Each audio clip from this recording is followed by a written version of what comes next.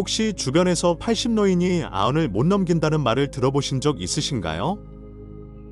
어쩌면 무심코 지나쳤을지도 모를 이 말이 사실은 우리 삶 속에 깊숙이 들어와 있는 안타까운 현실을 반영하고 있을지도 모릅니다.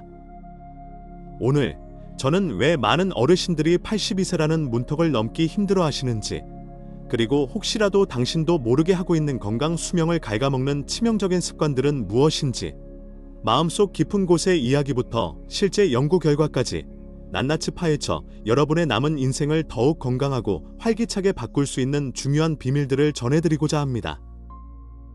이 영상을 끝까지 보신다면 당신의 삶에서 당장 멈춰야 할 행동과 반대로 꼭 붙잡아야 할 삶의 지혜를 분명히 깨닫게 되실 겁니다. 어쩌면 오늘 이 이야기가 당신의 빛나는 노년을 위한 가장 중요한 전환점이 될지도 모릅니다. 사랑하는 어르신 여러분, 오늘 영상이 마음에 드신다면 좋아요 한번 꼭 눌러주시고 구독 버튼과 알림 설정도 잊지 마세요. 그리고 무엇보다 중요한 것은 이 영상을 보시면서 드는 생각이나 어르신들의 소중한 경험들을 댓글로 남겨주시는 것입니다.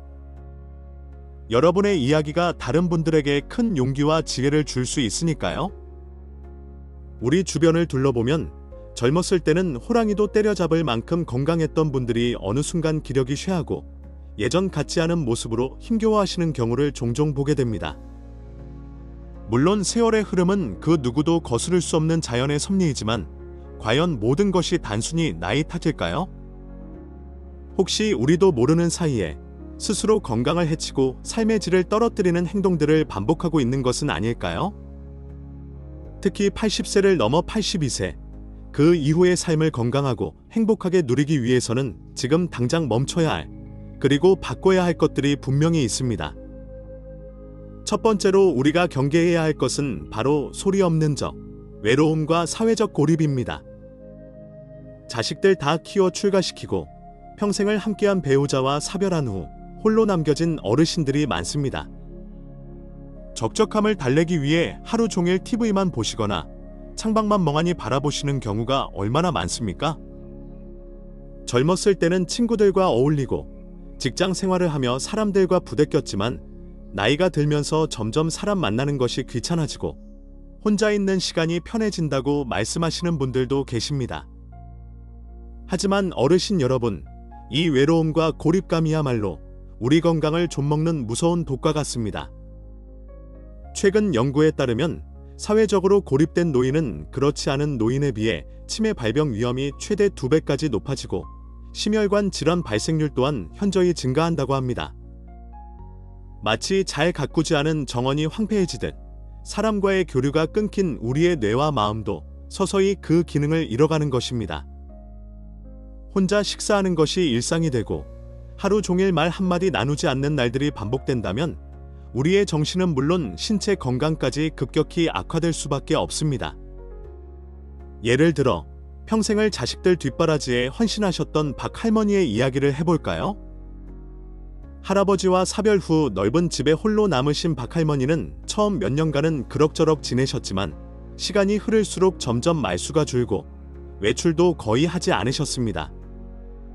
자식들이 찾아와도 예전처럼 반갑게 맞이하지 못하고 오히려 귀찮아하는 모습까지 보이셨죠. 결국 할머니는 심한 우울증과 함께 인지 기능 저하로 요양원의 도움을 받아야 했습니다. 만약 할머니께서 조금 더 일찍 주변 사람들과 어울리고 동네 노인정이나 복지관 프로그램에 참여하셨더라면 어땠을까요? 작은 취미 활동이라도 시작하셨다면 결과는 분명 달라졌을 것입니다. 지금이라도 늦지 않았습니다. 주변 사람들과의 관계를 회복하고 새로운 인연을 만들어가는 용기가 필요합니다. 가까운 친구에게 전화 한 통 걸어 안부를 묻고 동네 산책길에 만나는 이웃에게 따뜻한 미소와 함께 인사를 건네보세요. 작은 관심과 따뜻한 말 한마디가 당신의 삶에 새로운 활력을 불어넣어 줄 것입니다. 두 번째로 우리가 반드시 멈춰야 할 습관은 잘못된 식습관과 영양 불균형입니다. 한국인의 밥상에서 빠지지 않는 국과 찌개, 그리고 짭짤한 밑반찬들은 우리 입맛을 돋우지만 과도한 나트륨 섭취는 고혈압과 심혈관 질환의 주범이 됩니다. 젊었을 때는 짠 음식을 먹어도 몸이 어느 정도 버텨주지만 80세를 바라보는 우리 몸은 더 이상 그렇지 않습니다. 신장의 기능이 약해져 나트륨 배출 능력이 떨어지고 혈관의 탄력성도 줄어들어 작은 나트륨 과잉에도 혈압이 쉽게 오를 수 있습니다.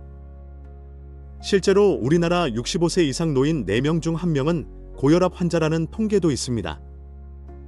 제 진료실을 찾았던 78세 최 어르신의 경우가 그랬습니다. 평생 국 없이는 밥을 못 드셨고 젓갈이나 장아찌 같은 염장식품을 즐겨 드셨죠. 결국 심각한 고혈압과 함께 신장 기능까지 나빠져 투석 직전까지 가셨습니다. 식습관을 바꾸지 않으면 생명이 위험하다는 저의 간곡한 설득 끝에 최 어르신은 국물 대신 건더기 위주로 식사하고 싱거운 반찬에 입맛을 길들이기 시작하셨습니다. 처음에는 밥맛도 없고 힘들다고 하셨지만 몇 달 후 혈압이 안정되고 몸도 한결 가벼워지는 것을 느끼셨죠. 나트륨 섭취를 줄이는 것만큼 중요한 것이 바로 균형 잡힌 영양 섭취입니다. 나이가 들수록 치아가 약해지고 소화 기능이 떨어져 부드러운 음식만 찾게 되고 입맛이 없어 식사를 거르거나 대충 때우는 경우가 많습니다. 이는 근육 감소, 골다공증, 면역력 저하 등 심각한 건강 문제로 이어질 수 있습니다. 특히 단백질 섭취가 매우 중요합니다. 우리 몸의 근육을 유지하고 면역세포를 만드는 주 재료인 단백질이 부족하면 작은 질병에도 쉽게 무너지고 낙상이라도 하면 회복이 더디게 됩니다. 기름기 적은 살코기, 생선, 두부, 콩, 달걀 등 양질의 단백질을 몇 끼 챙겨 드셔야 합니다. 또한 채소와 과일을 통해 비타민, 미네랄, 그리고 식이섬유를 충분히 섭취하는 것도 잊지 말아야 합니다. 알록달록한 색깔의 채소와 과일에는 우리 몸의 노화를 막고 염증을 줄여주는 항산화 성분이 풍부하게 들어 있습니다. 기억하십시오. 우리가 매일 먹는 음식이 바로 우리 몸을 만들고 우리의 건강 수명을 결정짓는다는 사실을요. 귀찮다고 입맛 없다고 식사를 소홀히 하지 마시고 조금 더 건강한 선택을 위해 노력하는 것이야말로 82세를 넘어 건강한 100세를 누리는 비결입니다. 세 번째로 어르신들의 건강을 위협하는 또 다른 그림자는 바로 만성적인 수면 부족과 잘못된 수면 습관입니다. 밤에 잠이 잘 오지 않아 뒤척이다 새벽녘에야 겨우 잠이 들거나 자다가 소변 때문에 두세 번씩 깨는 것이 일상이 되어버린 어르신들이 너무나 많습니다. 나이 들면 다 그래라고 대수롭지 않게 넘기시는 경우가 대부분이지만 수면 부족은 우리 몸의 모든 기능을 서서히 망가뜨리는 보이지 않는 암살자와 같습니다. 잠을 자는 동안 우리 몸은 낮 동안 손상된 세포를 복구하고 면역 체계를 강화하며 뇌는 낮 동안 쌓인 노폐물을 청소합니다. 그런데 잠이 부족하면 이러한 회복 과정이 제대로 이루어지지 못하고 피로가 누적되어 만성염증을 유발하며 고혈압, 당뇨병, 심장병과 같은 만성질환의 위험을 높입니다. 또한 기억력과 집중력이 저하되고 감정 조절이 어려워져 우울증이나 불안 증세가 나타나기도 합니다. 제 환자였던 80세 김할머니는 수년 동안 불면증으로 고생하셨습니다. 밤 10시에 잠자리에 누워도 새벽 2시, 3시가 넘도록 잠들지 못했고 겨우 잠이 들어도 작은 소리에도 쉽게 깨곤 했습니다. 낮에는 늘 피곤하고 기운이 없어 외출도 꺼리게 되었고 점점 더 고립되는 악순환이 반복되었죠. 수면제를 처방받아 복용했지만 그때뿐이고 약에 대한 의존성만 커져갔습니다. 저는 김 할머니께 약물 치료와 함께 생활습관 개선을 권해드렸습니다. 매일 같은 시간에 잠자리에 들고 일어나는 규칙적인 수면 패턴을 만들고 낮에는 햇볕을 쉬어 충분한 활동을 하시도록 했습니다. 잠들기 전에는 스마트폰이나 TV 시청을 피하고 따뜻한 물로 샤워를 하거나 가벼운 스트레칭으로 몸의 긴장을 푸는 방법을 알려드렸습니다. 카페인이 함유된 커피나 차는 오후 늦게 마시지 않도록 하고 저녁 식사는 잠들기 최소 3시간 전에 가볍게 마치도록 했습니다. 침실 환경도 중요합니다.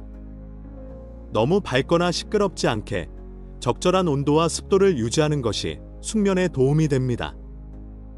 처음에는 힘들어 하셨지만 꾸준히 노력한 결과 김할머니는 점차 수면의 질이 개선되었고 낮 동안의 피로감도 훨씬 줄어들었습니다.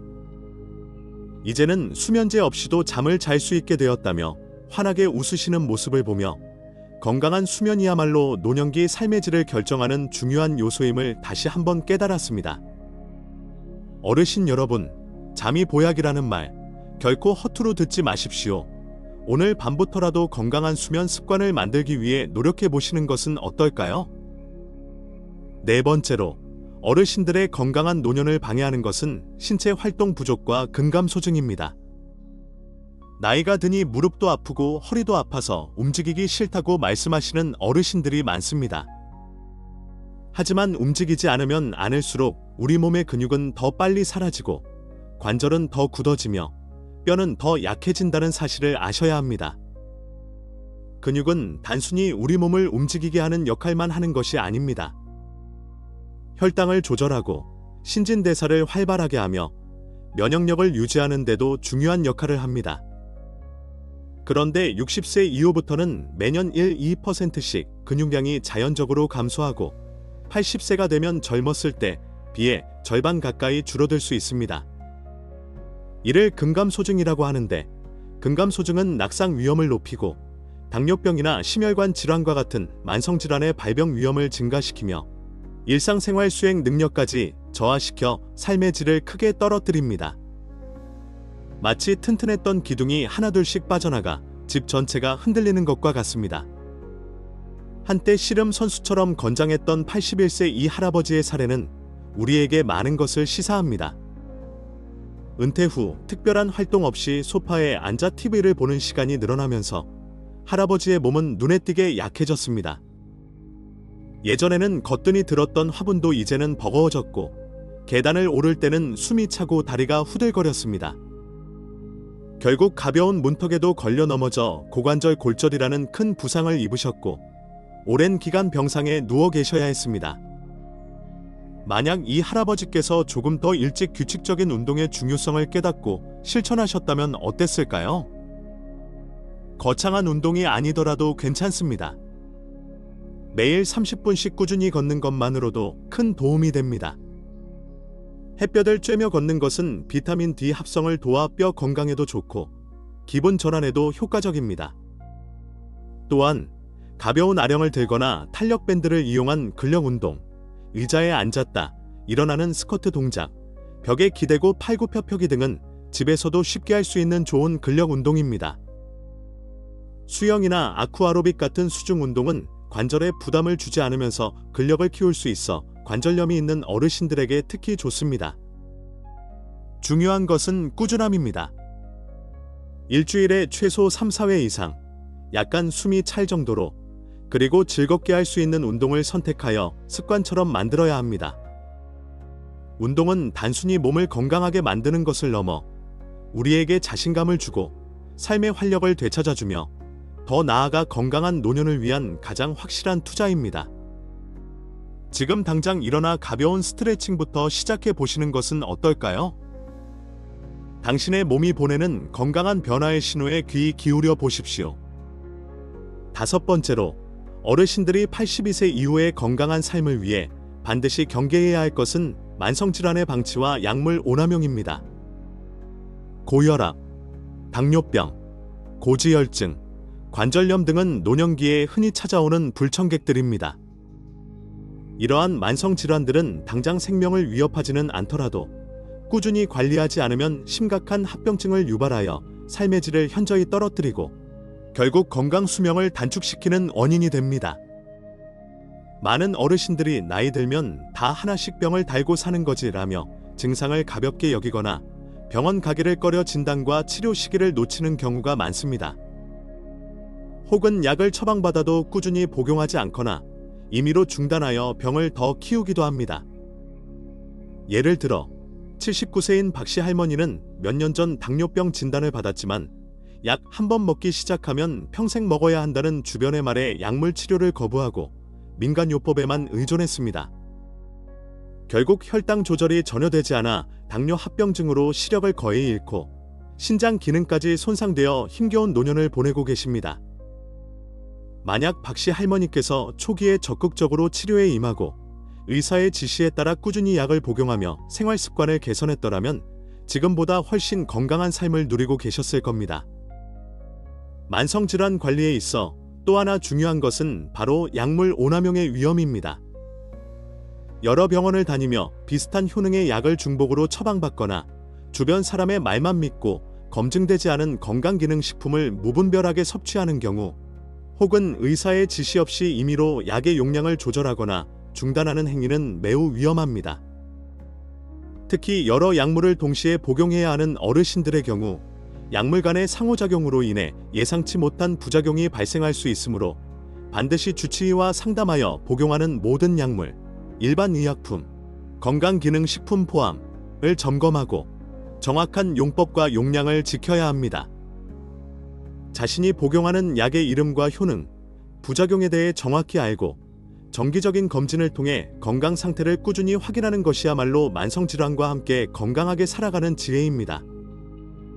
기억하십시오. 만성질환은 적이 아니라 잘 관리하면 함께 갈 수 있는 동반자입니다. 적극적인 관리와 올바른 약물 복용이 당신의 건강한 80대, 90대를 약속할 수 있습니다. 어르신 여러분, 오늘 우리는 82세 이후의 건강한 삶을 가로막을 수 있는 5가지 중요한 위험 요인들에 대해 함께 이야기 나누었습니다. 소리 없는 적인 외로움과 사회적 고립, 잘못된 식습관과 영양 불균형, 만성적인 수면 부족, 신체 활동 부족과 근감 소증, 그리고 만성질환의 방치와 약물 오남용까지. 어쩌면 이 이야기들이 조금은 무겁고 불편하게 느껴지셨을지도 모르겠습니다. 하지만 중요한 것은 이러한 위험 요인들은 우리가 조금만 관심을 기울이고 생활 습관을 바꾼다면 충분히 예방하고 개선할 수 있다는 사실입니다. 82세, 90세를 넘어 건강하고 행복한 노년을 보내는 것은 결코 꿈같은 이야기가 아닙니다. 지금 이 순간 당신의 작은 실천 하나하나가 쌓여 당신의 빛나는 미래를 만들어갈 것입니다. 외로움을 느낀다면 용기를 내어 사람들과 어울리고 식단에 조금 더 신경 쓰며 건강한 음식을 선택하고 매일 밤 편안한 잠자리를 위해 노력하며 하루 30분이라도 꾸준히 몸을 움직이고 가지고 있는 질병을 적극적으로 관리하십시오. 이러한 노력들이야말로 당신이 스스로에게 줄 수 있는 가장 값진 선물입니다. 오늘 이 영상이 어르신 여러분의 건강한 삶의 작은 등불이 되기를 진심으로 바랍니다. 감사합니다.